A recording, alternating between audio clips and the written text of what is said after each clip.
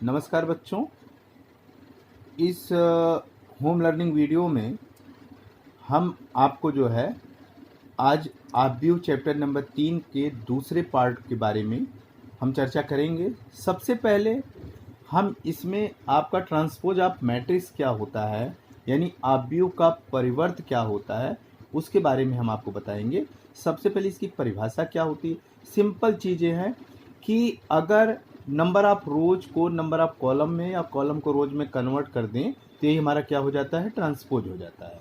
इसकी जो proper definition होगी, इसमें लिखा कि यदि कोई भी matrix A is equal to A I J एक m क्रॉस n कोटि का आव्यूह है तो ए की पंक्तियों तथा स्तंभों का परस्पर विनिमय इंटरचेंज करने से प्राप्त होने वाला आव्यूह ए का क्या कहलाता है, परिवर्त आव्यूह या ट्रांसपोज मैट्रिक्स कहलाता है। आव्यूह ए के परिवर्त को जनरली हम ए डैश अथवा ए पावर टी यानी ए ट्रांसपोज से निरूपित करते हैं। यदि A is equal to A I J M cross N की मैट्रिक्स है तो उसका transpose A dash is equal to हो जाएगा ए जे आई वो एन क्रॉस एम का हो जाएगा। अब इसकी कुछ प्रॉपर्टीज होती हैं मैट्रिक्स का, जैसे आव्यूहों के परिवर्त के गुणधर्म। पहली प्रॉपर्टीज होती है कि किसी भी मैट्रिक्स को का ट्रांसपोज लें और उसका फिर से ट्रांसपोज करें तो वह क्या हो जाएगा, वह उसी मैट्रिक्स में लौट आता है। कहने का मतलब हुआ कि अगर ए डैश का डैश कर दें तो वह अपनी मूल मैट्रिक्स में क्या होता है, लौट आता है। दूसरी प्रॉपर्टीज है कि अगर किसी मैट्रिक्स में किसी कांस्टेंट से मल्टीप्लाई करके उसका ट्रांसपोज लिया जाए तो वह कांस्टेंट पर इफेक्ट नहीं डालता, कांस्टेंट बाहर आ जाएगा, उस मैट्रिक्स का क्या हो जाएगा, ट्रांसपोज हो जाएगा, और के जहाँ पे कांस्टेंट है। तीसरा कि अगर a प्लस बी का डैश है तो ये हो जाएगा a dash plus B dash, और चौथा होगा ए बी का dash equal to B dash A dash. इसको हमने इसी पर प्रूफ के तौर पर भी लिया है कि कोई matrix A is equal to 3√3(2)(4)(2)(0) और दूसरी मैट्रिक्स बी इक्वल टू 2-1(2)(1)(2)(4) दिया हो तो निम्नलिखित को आपको वेरीफाई करना है, सत्यापित करना है। पहला है ए डैश का डैश वही मैट्रिक्स आ जाएगा। इसको सिद्ध करते हैं हम। सबसे पहले हमको क्या दिया गया है, कोई भी मैट्रिक्स ए इक्वल टू ये दिया है, ये इम्प्लाई करेगा कि इसका ट्रांसपोज क्या होगा, वो भी हमने निकाल लिया। और अगर ट्रांसपोज को भी हमने इम्प्लाई करके फिर उसका ट्रांसपोज लिया, यानी दो बार ट्रांसपोज हुआ, तो आपको आ गया 3√3(2)(4)(2)(0), जो कि आप देखते हैं क्या है, एक्चुअली यही आपका मैट्रिक्स ए है, जिसका मतलब ए डैश का डैश किसके बराबर आ गया, मैट्रिक्स ए के। अब हम दूसरा प्रूफ करेंगे, ए प्लस बी का dash equal to A dash plus B dash. तो सबसे पहले ए की वैल्यू दी गई है, बी की वैल्यू दी गई है, ए प्लस बी निकाला, यानी दोनों मैट्रिक्स को हमने सम कर दिया, ये आ गया। अब उसका डैश निकाला तो रो कॉलम इंटरचेंज हो गए।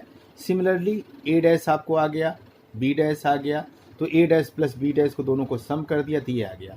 ये देखते हैं ये वही वैल्यू है जो ए प्लस बी के डैश के बराबर है, तो इससे हम कह सकते हैं, इस निष्कर्ष पर हम पहुंचते हैं कि ए प्लस बी का डैश इक्वल टू क्या हो जाएगा, ए डैश प्लस बी डैश। इसी प्रकार से हम तीसरी प्रॉपर्टी आपका क्या है यहाँ पे, तीसरी प्रॉपर्टी है के बी का डैश इक्वल टू के बी डैश। अगर जहाँ पे के कांस्टेंट है तो सबसे पहले के बी, यानी किसी भी मैट्रिक्स बी मैट्रिक्स में हम एक अचलांक का गुणा कर दिए के से, तो आ गया उसके सभी एलिमेंट में मल्टीप्लाई हो जाएगा, ये आ गया। अब इस के बी का हमने ट्रांसपोज लिया, तो ट्रांसपोज लेने के बाद ये वैल्यू आ गया, के कॉमन ले लिया, 2(1)-1(2), ये आपका 2(4), ये आ गया आपका। और यही चीज़ आपकी क्या है मालूम है, यही आपके बी का ट्रांसपोज है, यानी के बी डैश। इसलिए हम ये कहते हैं के बी डैश इक्वल टू के बी डैश के बी का जो ट्रांसपोज होगा वह के बी डैश के बराबर होगा। अब बात आती है बच्चों कि symmetric and skew symmetric matrices क्या होती हैं। इसको हिंदी में कहते हैं सममित तथा विषम सममिति आव्यूह क्या होता है। इसकी परिभाषा जो होती है कि कोई भी एक वर्ग आव्यूह ए इक्वल टू ए आई जे सममिति कहलाता है यदि ए डैश इक्वल टू ए अर्थात आई व जे के हर संभव मानों के लिए ए आई जे इक्वल टू ए जे आई हो। एग्जाम्पल के तौर पे कि ए इक्वल टू कोई मैट्रिक्स दिया है, √3(2)(3)(2)-1.5-1 3-1 1, एक सममितीय आव्यूह है क्योंकि a dash is equal to क्या आएगा a। विषम सममितीय आव्यूह क्या होता है? एक वर्ग आव्यूह विषम सममितीय आव्यूह कहलाता है यदि a dash is equal to minus a हो, अर्थात i तथा j के हर संभव मानों के लिए aij equal to minus aj i हो। एग्जाम्पल के तौर पे कोई दूसरी मैट्रिक्स b लिया जो कि इसके बराबर है, यह एक विषम सममितीय आव्यूह है क्योंकि अगर इस b का ट्रांसपोज लिया जाए b डैश तो माइनस b के बराबर है। इसी प्रकार से अगर एग्जाम्पल 22 की बात करते हैं कि आव्यूह b इक्वल टू इतना दिया है, को एक सममितीय आव्यूह तथा एक विषम सममितीय आव्यूह के योगफल के रूप में व्यक्त कीजिए। तो सबसे पहले b डैश हमने निकाला, b दिया गया है तो उसका ट्रांसपोज लिया, ये आ गया। तो मान लेते हैं कि p कोई मैट्रिक्स है जो कि 1/2 b प्लस b डैश के बराबर है, और ये 1/2 दोनों को सम किया, b प्लस b डैश का, ये आ गया, 1/2 को अंदर ले गया तो ये आ गया आपको ये चीज़। इसी प्रकार से हमने इसका ट्रांसपोज लिया, p डैश इक्वल टू इतना आया जो कि p के बराबर है, इसलिए हम कह सकते हैं कि p equal to 1/2 b plus b dash ये क्या होगा, सममितीय आव्यूह है। इसी प्रकार से हमने मान लिया दूसरा matrix q equal to 1/2 b minus b dash, तो 1/2 b माइनस b डैश निकाला तो ये आ गया, 1/2 को अंदर ले गया, ये आ गया आपको, तो q डैश इक्वल टू इतना आ जाएगा। तो q equal to 1/2 b minus b dash एक विषम सममितीय आव्यूह है। अगर हम दोनों को जोड़ें p प्लस q को, तो p प्लस q को जोड़े तो हमको किसके बराबर हो गया, जो कि मैट्रिक्स आपको b के बराबर हो गया। इसका मतलब ये हुआ। इसी पर हम आते हैं एक्सरसाइज 3.3 पर। 3.3 में पहला क्वेश्चन करें, निम्नलिखित आव्यूहों में से प्रत्येक का परिवर्त आव्यूह ज्ञात कीजिए। तो ठीक है, ये मैट्रिक्स हमको दिया गया है, इस मैट्रिक्स को हमने मान लिया मैट्रिक्स ए, तो ए इक्वल टू दिया 5 1/2 1 -1, तो इसका ट्रांसपोज हो जाएगा ए पावर टी इक्वल टू उल्टा हो जाएगा यहाँ से, यानी रो कॉलम कॉलम रो हो जाएगा। दूसरा मैट्रिक्स हमने दिया है बी इक्वल टू इतना, तो बी डैश या बी ट्रांसपोज आपको इतना आ जाएगा। इसी प्रकार से सी दिया गया है तो सी पावर टी या सी डैश इक्वल टू ये आ जाएगा। दूसरे क्वेश्चन में हमने कहा कि अगर यदि ए कोई मैट्रिक्स दी गई है जिसके एलिमेंट्स है -1 2 3 5 7 9 -2 1 1, और बी इक्वल टू दूसरी मैट्रिक्स है -4 1 -5 1 2 0 1 3 1 है, तो सत्यापित करना है कि A plus B dash equal to A dash plus B dash. इसको हमने पहले भी बता दिया है कि सबसे पहले दो मैट्रिक्स दिए गए हैं, दोनों का हमने सम निकाल लिया, ए प्लस बी हमने ऐड किया तो ये आ गया। अब उसका ट्रांसपोज लेंगे तो आपको मालूम है रो कॉलम कॉलम रो के इक्वल हो जाएगा। अब इसी प्रकार से दोनों मैट्रिक्स का अलग अलग ट्रांसपोज लिया, ए का ट्रांसपोज ए डैश आ गया, बी का ट्रांसपोज ये आ गया, यानी ए का ट्रांसपोज हो गया प्लस बी का ट्रांसपोज हो गया, दोनों आ गए, दोनों को ऐड कर दिया। तो हम ये from relation 1 and 2 we can easily say that a plus B of transpose just equal to the transpose of a plus transpose of b। ये हमको वेरीफाई करना था, इसी प्रकार से दूसरा भी वेरीफाई करना है बच्चों, इसको आप प्रयास करिएगा। तीसरे क्वेश्चन पे हम लौटते हैं। तीसरा क्वेश्चन है कि अगर कोई भी एक मैट्रिक्स दिया गया है, मैट्रिक्स नहीं दिया बल्कि इसका ट्रांसपोज दिया गया है, ए डैश इक्वल टू ये दिया है और दूसरी मैट्रिक्स बी दी गई है, तो आपको वेरीफाई करना है कि ए प्लस बी का dash equal to A dash plus B dash. उसी तरह से जैसे हमने अभी आपको बताया, सबसे पहले सेम एज क्वेश्चन नंबर 2 की तरह है, सबसे पहले ए डैश दी गई है तो एक डैश दी गया है, तो इसका मतलब सबसे पहले इसको मूल मैट्रिक्स में ले आओ। मूल मैट्रिक्स कैसे आएगा, ए डैश का भी ट्रांसपोज आप ले लो, तो हमने आपको बताया कि ए डैश का डैश क्या होता है, ए होता है, हमने ले लिया ट्रांसपोज, आ गया ए इक्वल टू इतना आ जाएगा यहाँ से। फिर हमने ए प्लस बी निकाला, दोनों को ऐड किया, ये आ गया, तो ए प्लस बी का डैश आ गया 2 5 1 4 1 4। अब ए डैश प्लस बी डैश निकाला तो उसकी वैल्यू ये आ जाएगा, दोनों को सम किया था, आ गया 2 5 और 1 4 1 4। अब आप देख रहे हो कि ये चीज़ क्या है, ये है कि ए प्लस बी का डैश है, तो इसका मतलब दोनों रिलेशनों से हम इस निष्कर्ष पर पहुंचते हैं, यानी 1 and 2 से, कि ए प्लस बी का डैश इक्वल टू क्या हो जाएगा, ए डैश प्लस बी डैश। इसी प्रकार से इसका सेकंड पार्ट आप प्रयास करिएगा। हम आते हैं क्वेश्चन नंबर 4 पे, करें कि यदि ए डैश इक्वल टू दिया गया है और बी दिया है तो ए प्लस 2b का डैश आपको ज्ञात करना। तो वेरी सिंपल, सबसे पहले आपको ए प्लस 2b निकालना है, तो ए निकालना है, तो चूंकि ए डैश दिया है इसका ट्रांसपोज लेंगे तो ये आ जाएगा, हमने ले लिया transpose, plus 2 into multiplied by the matrix B, ये लिख दिया, तो तो ये आ गया -2 1 3 2 ट्रांसपोज लेने के बाद प्लस इस 2 को अंदर ले जाइए, -1 से मल्टीप्लाई -2 0 2 4 ये आ गया आपको। अब दोनों को ऐड कर दीजिए, -2 -4 आ जाएगा, 1 0 1 आ जाएगा और 3 2 5 आ जाएगा और 2 4 6 आ जाएगा, यानी -4 5 1 6। इसका मतलब a + 2b का डैश कितना आ जाएगा, -4 5 1 6। यही आपको ज्ञात करना है। इसी प्रकार से 8वें क्वेश्चन पे अब आप 5वें 6ठे 7वें को लगाइएगा, सेम ऐसे ही है। हम 8वें क्वेश्चन पे आते हैं। करें कि आव्यूह a = दिया गया है जिसके एलिमेंट्स हैं 1 5 6 7 के लिए आपको वेरीफाई करना है कि a + a' क्या है, एक सिमेट्रिक मैट्रिक्स है और a - a' एक जो है स्क्यू सिमेट्रिक मैट्रिक्स है। सबसे पहले पहला पार्ट हमने मान लिया कि या गिवन है कि a = ये दिया गया है, इसकी सहायता से a' निकाल सकते हैं। दोनों को ऐड कर लीजिए, a + a' ऐड किया तो ये इसके बराबर आ गया। फिर a + a' का हमने ट्रांसपोज लिया तो ये ट्रांसपोज इतने के बराबर हो गया, 2 11 11 14।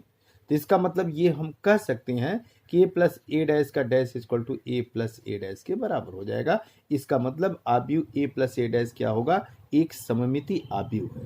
इसी प्रकार से दूसरा a - a' हमने निकाला, a को a' से माइनस किया, ये वैल्यू आ जाएगा। फिर a - a' का ट्रांसपोज लिया, ये हमने ट्रांसपोज लिया तो भी आ गया, जो कि आ गया 0 1 -1 0, माइनस कॉमन ले लिया तो 0 -1 1 0। इसको आप पहचान रहे हैं, ये एक्चुअली आपको a पूरी वैल्यू आ जाएगी a + a' के यहाँ से। तो इसका मतलब कि a - a' का डैश = -a - a' आ जाएगा। आव्यूह a - a' एक क्या होगा, विषम सममिति आव्यूह होगा। इसी प्रकार से हम आते हैं क्वेश्चन नंबर 10 पे।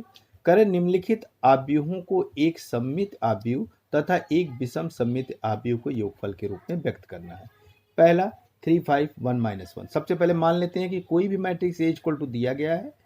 अब a = 1/a मैट्रिक्स को कैसे लिख सकते हैं, a = 1/2 a + a' plus 1/2 a - a'। अगर हल करेंगे तो क्या आएगा, मैट्रिक्स a ही आएगा।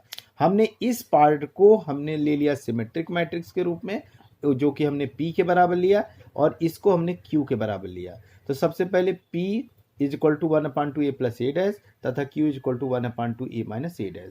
तो इसका मतलब p = 1/2 a + a' को सिंप्लीफाई किया तो 1/2 अपनी जगह, हम मैट्रिक्स a लिखा प्लस उसका ट्रांसपोज लिया तो ऐड किया 1/2 6 6 6 -2।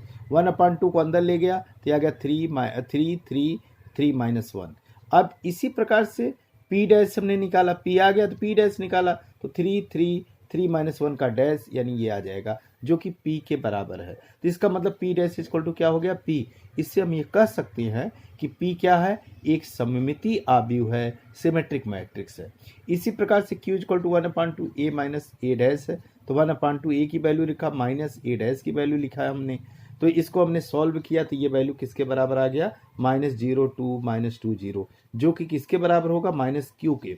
इससे सिद्ध होता है कि यहाँ पे q' = -q आया, यानी q एक क्या होगा, विषम सममिति आव्यूह होगा या स्क्यू सिमेट्रिक मैट्रिक्स आपका होगा। इस प्रकार से बच्चों हम क्वेश्चन इसका सेकंड पार्ट जो है वो आपका क्या है, करें कि a = 6 -2 2 -2 3 -1 2 -1 3 है। तो a = हमने फिर उसी तरह से लिया 1/2 a + a' plus 1/2 a - a'।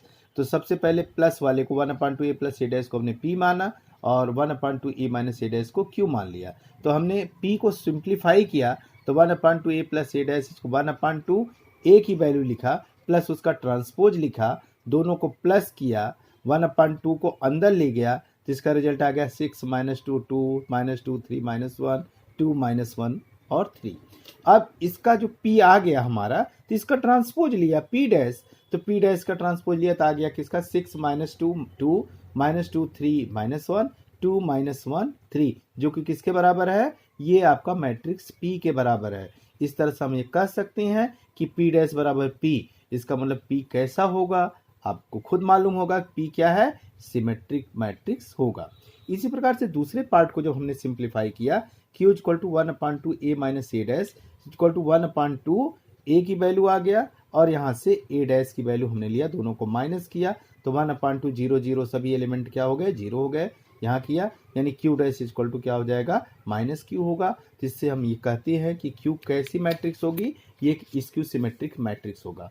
बच्चों आज के लिए हम इस वीडियो में इतना ही आपको बता रहे हैं। अगली वीडियो में जो है हम आपको एक्सरसाइज 3.4 और उसके उदाहरण प्लस स्वाध्याय के कुछ क्वेश्चंस करेंगे। आपको मालूम है कि ये टेस्ट हमारा जो है 27 और 28 अगस्त को प्रस्तावित है, मैथमेटिक्स है और इसके साथ में इंग्लिश है। तब तक हम ये उम्मीद करेंगे कि आप लोग अच्छी तैयारियों में होंगे और इस कोरोना के वैश्विक महामारी में अगर अति आवश्यक नहीं है तो अपने घरों में रहेंगे। तो बच्चों हम इसी के साथ आपको अगली वीडियो में मिलते हैं। Till then good bye.